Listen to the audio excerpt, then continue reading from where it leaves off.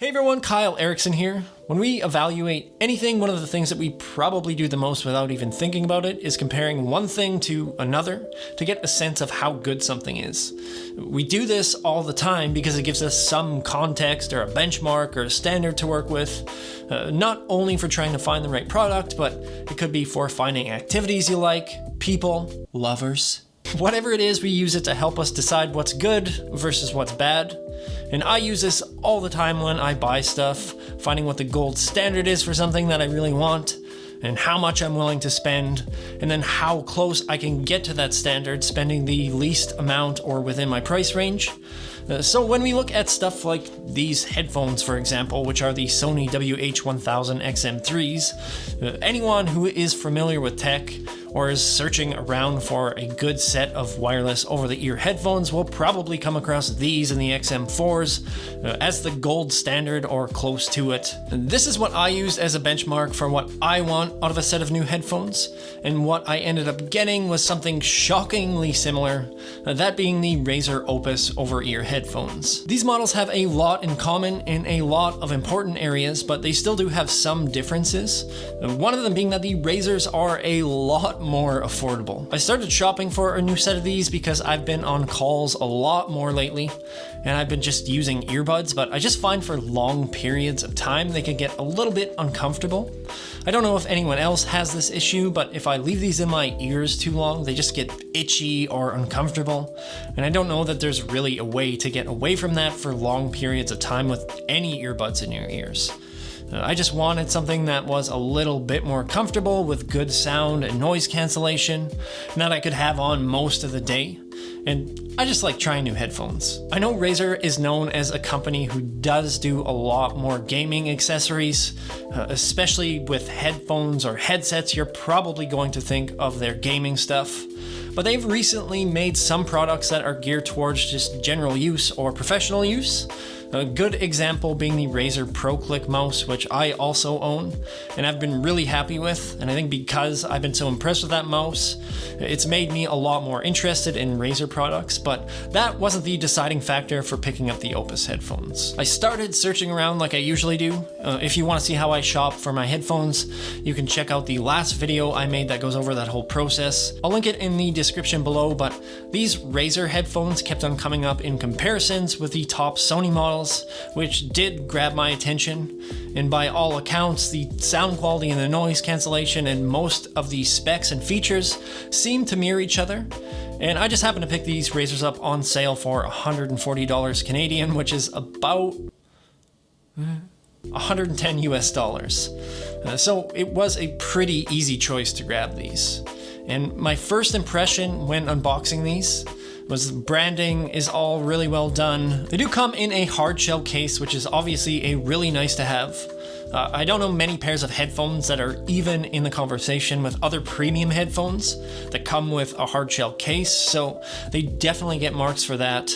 You've also got a charge cable in here, a 3.5mm cable if you want to use these wired, and a little dongle adapter to go from USB-A to USB-C. The headphones themselves, when you're holding them, feel very similar to the WH-1000XM3s, and if you lay them side by side, Razer has obviously taken some inspiration, we'll say, from the Sonys. The button placement on the left ear cup is pretty much identical, having the A and C button just above the power button, and the 3.5mm jack just below that. A small detail on that 3.5mm jack. On Sony's, a lot of people have had issues finding cables that work because they got a pretty big inset and it's quite narrow. So you have to hunt around to find cables that fit if you want to use those wired. Whereas the Razer's inset is a lot more shallow and wider, so it accommodates way more cable sizes and it's just less of a pain point. The right ear cup is one of the biggest differences between these two models. The Sonys, you have touch controls and gestures for all your functionality, whereas the Opus have a lot more traditional style with physical buttons. You have a volume up and down button, and the center has a multi-function button where you can answer, reject, and end calls, skip tracks, launch voice commands, and so on. And you initiate different functionality with that button by either clicking it, clicking and holding it, or double clicking it. I think between those two models, they're just different styles of handling functionality. One really isn't better than the other, it's just a little bit different. They both feel fine, especially when they're on your ear. And as far as fitment goes, the ear cups themselves feel very similar to me. I might give a slight edge to the Razers. Razer's edge. Weird. I just feel like the fitment around my ear is a little bit better balanced, whereas on the Sonys I can feel some snugness towards the bottom of the ear, and it's a little bit more clamping force than on the top. That's probably going to be different for everyone. My experience doesn't necessarily mean that you'll feel the same way. We all have different shapes and sizes. The headbands are both very similar. The Razers might be a touch wider, but for the most part there isn't a whole lot of difference there. They both have a padded leatherette and have around the same clamping force. The plastic quality feels pretty much the same on these as well. The Sonys have just the slightest difference in finish. They both kind of have a matte look to them, but the Razers just have a touch more of a shine to them. Both of these probably aren't the greatest for scratching. I know that the Sonys do mark up pretty easily, and I haven't had the Opus long enough to see what the wear and tear is on them, but it doesn't feel like it would hold up much better to scratching or scuffing. Those things are a little bit more superficial. One thing that is important is the sound quality. I think that's probably one of the most important things you're going to be looking at when comparing these two models. And as far as the sound quality goes, I would defer a little bit to some of the statistics on ratings.com, because these are more of a concrete indication of how close these are to each other. I will say, if you want my opinion, the Razers hold up and sound just as good as the WH-1000XM3s. The audio quality has been awesome. These are THX certified, which just means that they have to pass THX's requirements for sound quality and noise isolation, which usually means these are going to be pretty high quality in that aspect. I've been using these for calls or listening to music while I work, and in the mornings while I'm hanging out, and whatever I've done, it's been crystal clear with any audio that I've pushed to these. Everything sounds very crisp, the bass is nice and deep without it being overpowering or muddy, and everything is just really well balanced. I'm very impressed with the audio quality, and like I said, this is probably going to be the biggest test you've got to pass along the way to finding a good set of headphones. Another thing is noise cancelling, which again is fantastic. I don't think you're going to find headphones that do it much better than these models. The Razers are 100% a cut above most of the headphones that you're going to find in this price range. That being said, there are a few more options on the Sonys when it comes to active noise cancellation.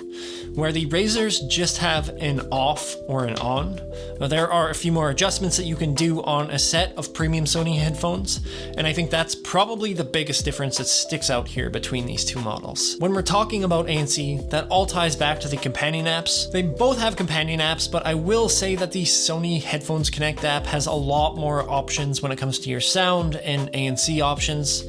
It's nice that Razer has an app, but I do wish that they would have put some ANC control options in here. I mean, most companion apps do have that option if you do have ANC. Right now in the Razer app, you just get some basic EQ options that you can switch between. You can see your battery level, and you can adjust the auto shutdown and auto pause features. Whereas Sony is a lot better when it comes to having a fully featured companion app. That might seem like a big deal, but personally, I rarely ever go into these things, so that was a sacrifice that I was willing to make. You can still see some details, and you've still got some features and functionality while you're connected to the Razer app, and that's good enough for me. Speaking of connectivity, both of these use Bluetooth 4.2, and both are only going to support audio from one device at a time. I've never had any issues with either of these dropping connections or having trouble pairing. Latency on a desktop computer or a laptop is pretty much the same between both models. The edge does go slightly towards Sony on mobile. That said, the Opuses are still really usable for watching videos. I've never had any issues watching YouTube or Netflix or anything like that. It doesn't feel like the audio lags behind it all.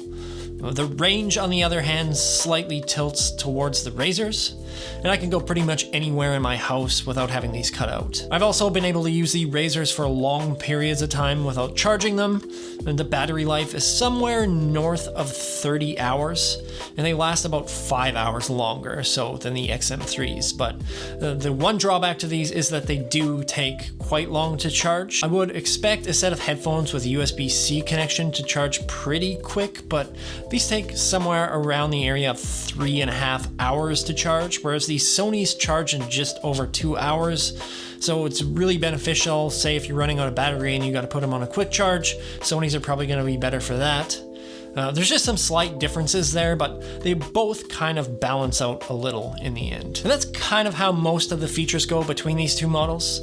For things which I personally think are the most important factors, like design, fitment, audio quality, noise cancellation, all those things, they are relatively equal. The Sonys do come out on top and some more nice to haves like the companion app, but the Razer Opus headphones come in at a fraction of the cost. If you're looking for a great price on a set of really performant headphones, it's hard to beat these Razer Opus headphones, especially if you are looking into XM3s or 4s as a benchmark for quality. If you want to pick these up, I do not think that you'll be disappointed. I'll leave a link down below in the description if you want to pick these up and give them a whirl. Please comment down below and let me know what you think of either of these models, or if you found a set of headphones that you love and maybe not everyone knows about. I'm always really interested in hearing about hidden gems out there. If you enjoyed this video, please hit that like button. It really does help me out a lot. If you want to see more tech-related content, please subscribe and hit that little bell icon to get notified anytime that I release a new video.